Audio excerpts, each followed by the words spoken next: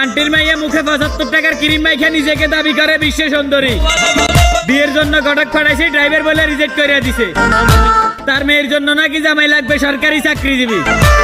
বলি কি খালামণি, কোটি টাকার গাড়িতে লক্ষ টাকার মাল নিয়ে আমি ড্রাইভার সমগ্র বাংলাদেশ ঘুরি। অহংকার করিয়া বলি না। আপনার মেয়ের সরকারি চাকরিজীবী জামাই মাসে যে টাকা ইনকাম করে তার থেকে দ্বিগুণ টাকা আমার বাম সাইডে বসে থাকা হেল্পারের সাপ্তাহিক হাত খরচ থাকে। এবার হিসাব মিলাইয়া দেখেন আমি ড্রাইভারটার মাসিক ইনকাম কত হতে পারে।